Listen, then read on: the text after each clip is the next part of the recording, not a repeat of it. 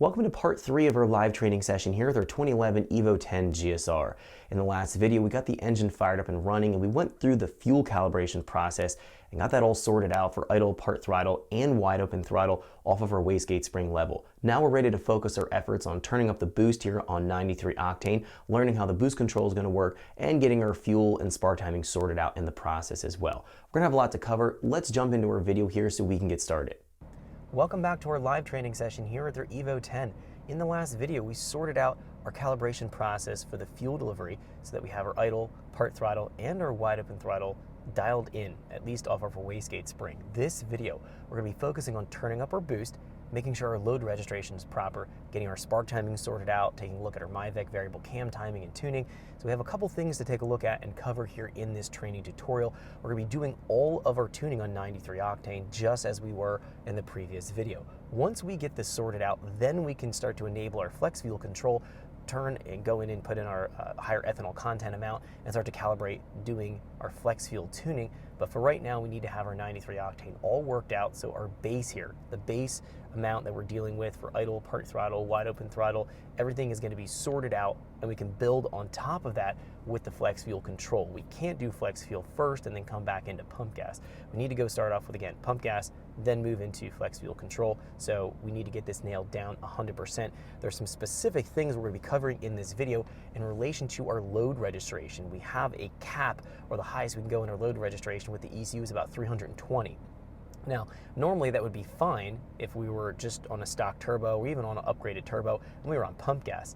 The problem here is going to be we're going to turn up our boost. We might get up to 35 or 40 pounds of boost. If we're going up in boost and we're having our boost track with our load, as we're finding in that last video, we're seeing that correlation, we're going to be in trouble. We're going to have an issue because we're going to get higher than 320 load.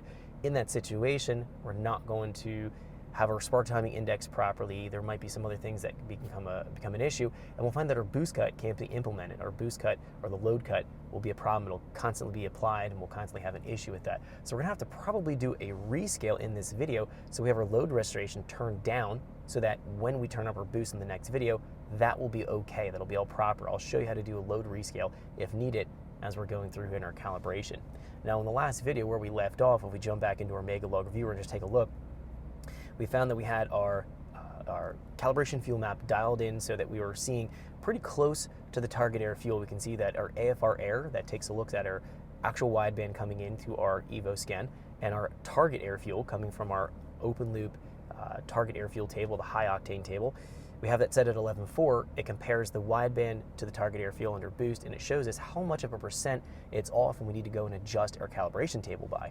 In this case, if we're looking at this, the calibration table was pretty close. We can see it was only off here if we're kind of clicking through a couple percent here as we're clicking on different points. If we actually take a look here, we can bring up our actual air fuel, and we can see our air fuel here is pretty much dialed in 11.5, 11.7, 12.1, 11.6. Our target's 11.4, so we see that we're really, really close. There's not much we need to adjust right now.